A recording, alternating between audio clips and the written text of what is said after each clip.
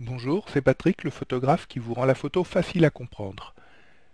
Aujourd'hui, je vais vous prouver que quelle que soit la focale utilisée, on obtient toujours les mêmes perspectives si l'on ne change pas de point de vue. Pour ce faire, j'ai pris rapidement ce matin deux photos depuis une fenêtre de l'appartement. Elles sont pas superbes, hein, c'est pas des œuvres d'art. Donc voilà les deux prises de vue.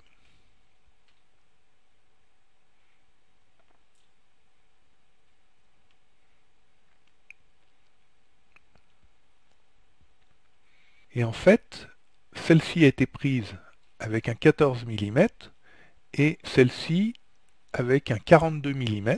C'est avec un appareil simple, avec un zoom 14-42. Cette photo est agrandie 3 fois par rapport à celle-ci.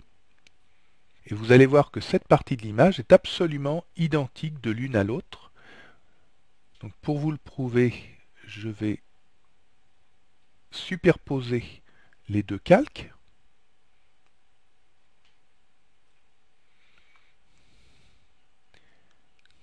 Alors je pourrais l'agrandir manuellement. Là, je vais le faire en automatique, ça va être plus rapide. Je vais dans Édition, Alignement automatique des calques. Et donc Photoshop va faire le travail pour moi.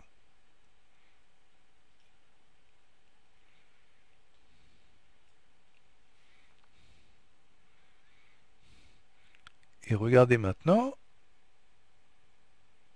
vous voyez bien qu'il n'y a absolument aucune différence de perspective. Donc je vais agrandir un peu.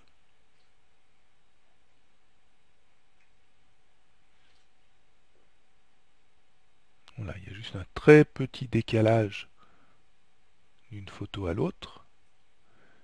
C'est dû aux déformations de l'objectif selon la focale, puisque c'est un zoom, et vraiment un zoom très quelconque. Donc voilà, retenez bien que la perspective ne dépend que du choix du point de vue. Donc en fin de compte, si vous avez un appareil avec un capteur grand format, donc un 24-36 par exemple, vous avez une réserve énorme de pixels puisque on arrive à 36 millions de pixels. Et bien dans 36 millions de pixels, vous pouvez recadrer le centre de l'image.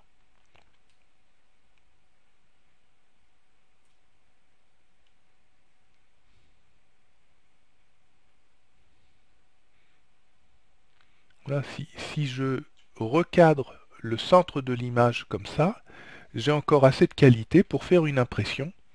Alors bien sûr, ça ne fonctionne pas avec un compact ou un bridge qui a un tout petit capteur. On peut le faire dans une large mesure déjà avec un APS de qualité et bien entendu avec un 24-36, aucun problème. Et c'est pourquoi un certain nombre de gens achètent des compacts haut de gamme avec un capteur 24-36, une focale fixe équivalente à 28 ou 35 mm, éventuellement un petit zoom équivalent à 28-85, et avec ça on peut couvrir plus de 90% des besoins d'un photographe.